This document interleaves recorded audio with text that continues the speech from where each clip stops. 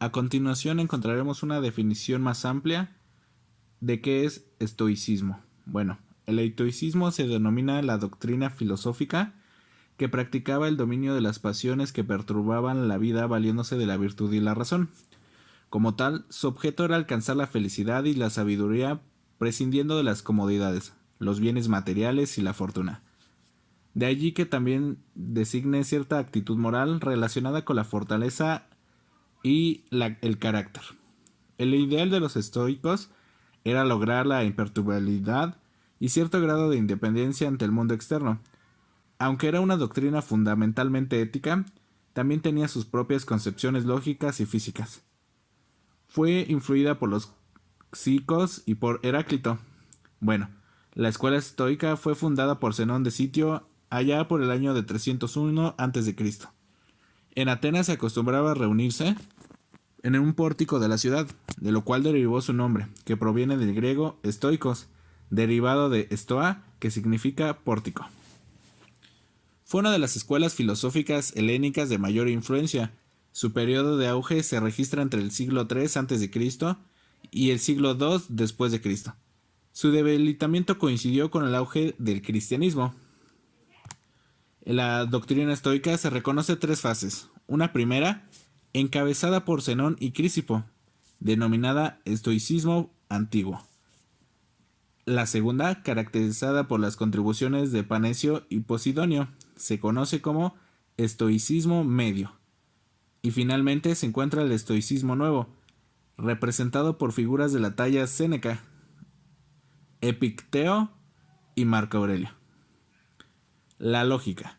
La lógica de Zenón contra la canónica de Epicuro y su escuela admite que todo el conocimiento viene a partir de los sentidos, no hay ideas innatas, pero cuando el hombre adquiere sus conocimientos, llega a percibir los conceptos comunes, es decir, los conceptos morales universales. Para los estoicos, los conocimientos lógicos no son innatos, sino sencillamente comunes a todos los hombres. El hombre percibe los conocimientos universales a través de los sentidos. Una intuición nos hace verlos a través de un hecho particular y no de una intuición divina como Sócrates y Platón. La física. La física de Zenón es bastante parecida a la de Heráclito e incorporada elementos de Platón. Un principio rector, el logos, en forma de fuego, conforma todas las cosas del universo hasta las no materiales. Dios es inherente al universo, no está fuera de él, así pues, nada se escapa del destino universal y todo obedece inevitablemente a las leyes divinas. Al final, el elemento divino del fuego se separará y se volverá a unir de forma cíclica eternamente. La ética. La ética de Zenón es, según los mismos estoicos, la recompensa de la doctrina del pórtico. De acuerdo con la física, el ser humano es una parte sin libertad del ser del fuego. Pero los estoicos pretenden dar un sentido a la libertad individual. Por este motivo, ellos prefieren la libertad que comprende y acepta la voluntad del ser divino en cada momento. Combatiendo las pasiones, razón, divinidad, libertad, naturaleza y felicidad son, para los estoicos, elementos comunes e inseparables. La razón así depara unas conductas individuales. Dominio de los instintos, pasiones, obediencia a la razón, sociales, justicias y acatamiento. El acatamiento a las leyes de la sociedad en que se vive y las políticas. Los últimos estoicos llegaron a ver que parcialmente realizado el ideal estoico eran costumbres del imperio del siglo I después de Cristo. Yo soy José Suárez Rodríguez y a mí me tocó la escuela del eclecticismo. Fue empleado como nombre de una escuela filosófica de la Grecia antigua fundada alrededor del siglo XI antes de Cristo. El eclecticismo es un enfoque conceptual que no se sostiene rígidamente a una paradigma o un conjunto de supuestos, sino que se basa en múltiples teorías, estilos, ideas para obtener información complementaria de un tema o aplica diferentes teorías en casos particulares. El eclecticismo se caracteriza por no sujetarse a paradigmas ni axiomas determinados, Los eclésticos escogen los puntos de vista, ideas y valoraciones filosóficas entre las demás escuelas conforme a criterios determinados, ya que cada sistema de cada doctrina, en otras palabras, es una forma de actuar, de pensar, de vivir, por medio de una búsqueda permanente para unir ideas y para ser transformado en algo nuevo y único. Podemos decir que la escuela ecléstica es un fundamento, es totalmente teórico, igual que es la unión de varios postulados de otras escuelas, lo que indica que no posee características propias y que también integra el derecho penal y la criminología con el objetivo de razones subjetivas a las acciones punitivas. Al pertenecer a una escuela filosófica, tuvo su representante más reconocido o el más sobresalido. En esta escuela su principal representante fue Marco Tulio Cicerón, que era un político, escritor, filósofo y orador romano que se destacó por ser el introductor de escuelas helenistas como el eclecticismo, el cual combinó en sus obras distintas líneas filosóficas con el fin de difundirlas en una sola. Ya que con lo que acabo de explicar, podemos recibir que es un enfoque de conceptos que no se apega rígidamente a un solo paradigma o a un único conjunto de suposiciones, sino que se basa en múltiples teorías, estilos o ideas que se unen para conseguir un complementariedad de ideas sobre un tema determinado o para aplicar diferentes teorías en casos particulares. En pocas palabras, bueno, significa para mí que no se basaba solo en una teoría, sino resumía varias teorías y de ahí sacaban una más razonable, más estable, pudiendo de todas unir una y así tenga más completa y tenga una validación mejor. Bueno, con eso termino de explicarla. Ahora vamos a hablar del hedonismo. ¿Qué es el hedonismo?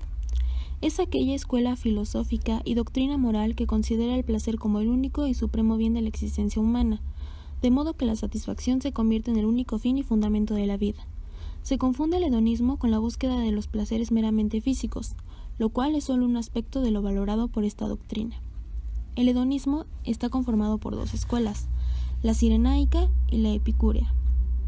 La primera planteaba que el placer puede ser elegido de manera individual mediante la realización de los deseos personales, sin importar que pasemos por encima de los deseos de los demás, incluso si ello significaba cometer actos inmorales. Del mismo modo, invitaba a pensar únicamente en el hoy, debido a que el futuro es incierto. La segunda escuela tenía como objetivo evitar a toda costa el sufrimiento, procurándose la felicidad mediante el empleo de la prudencia y la razón. Así, el autocontrol y el manejo de los placeres constituía la guía para evitar futuros sufrimientos.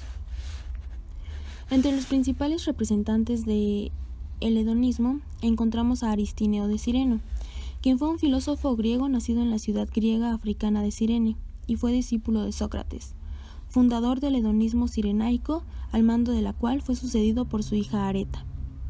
El segundo representante es Epicuro de Samos, quien fue un filósofo griego fundador del epicureísmo y del hedonismo racional. Su doctrina estuvo influenciada por las obras de Aristóteles. El tercero es John Wilmot, quien fue segundo conde de Rochester y fue autor de una obra poética libertina, además de ser discípulo del pensador Thomas Hobbes. Otro representante es Jeremy Bentham, quien era un filósofo, economista, pensador y escritor inglés, fundador del utilitarismo, un modo de pensamiento que lo aproximó a vertientes democráticas y progresistas.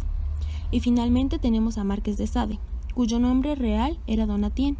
Fue un filósofo y escritor francés cuya obra ficcional fue perseguida por la Iglesia Católica. Entre las principales características del hedonismo, tenemos que se trata de una doctrina filosófica y moral, además que surgió en la Iglesia clásica y es una forma de pensamiento individualista. Está medido por la escala simple y única, ya que trataban el placer y el sufrimiento como variantes del calor y del frío. Existen 4 tipos de hedonismos. El primero es el eudemonismo, una doctrina que justificaba todo aquello que resulte necesario para alcanzar la felicidad. El segundo era el libertarismo, una restricción moral o sexual del individuo no solo innecesaria sino perjudicial. El tercero era el utilitarismo, doctrina dirigida al bienestar social a partir de la idea del placer de ser útil. Y por último, el hedonismo contemporáneo, que considera las pasiones del cuerpo como aliadas y no como enemigas, y que privilegie al instante por encima de devenir. En la actualidad, el hedonismo ha sido tratado por Michel Onfray y Valery Tasso, quienes proponen un hedonismo filosófico que no atraviesa el dinero y el consumo capitalista, sino que persigue el difícil arte de establecer la paz consigo mismo. Y David Pearce, quien plantea el imperativo ético de marchar hacia la abolición del sufrimiento de todos aquellos seres capaces de sentirlo. Esta postura es defendida en su libro, es el titulado El imperativo hedonista. Es un movimiento que abarca la búsqueda de una vida feliz mediante la búsqueda inteligente de placeres, la ataraxia, que es la ausencia de turbación, y las amistades entre sus correligionarios. Epicuro decía que la presencia del placer o la felicidad era un sinónimo de la ausencia del dolor, el hambre, la tensión sexual y el aburrimiento. El origen del epicureísmo. Fue fundado por Epicuro, quien a su vez creó una escuela que tenía como objetivo de la vida del ser humano el placer, procurando para conseguirlo liberarse del miedo a los dioses, del miedo a la muerte y del miedo al destino, porque con esos miedos no se puede disfrutar de la vida. Además, fundó la escuela de filosofía, el jardín donde eran aceptadas toda clase de personas sin importar su condición. ¿Cuáles son los exponentes del epicureísmo? El primero es que era una escuela helenística que surgió en Atenas hacia finales del siglo IV a.C. Además, los epicúreos tratan de encontrar nuevas propuestas de solución de la vida humana y el sufrimiento que conlleva. El placer y la felicidad van unidos de la mano, una filosofía que se convierte en una herramienta perfecta para curar el alma. Además, el epicureísmo decía que no había que tenerle miedo a la muerte, porque mientras somos, la muerte no está presente, y cuando llega la muerte nosotros ya no somos.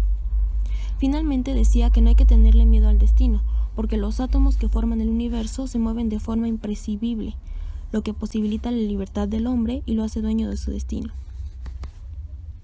¿Cuál es la historia de este pensamiento? En física, decía que todo el universo consistía en dos cosas, la materia y los vacíos. Respecto a la ética, desarrollaba placeres físicos, naturales y emocionales.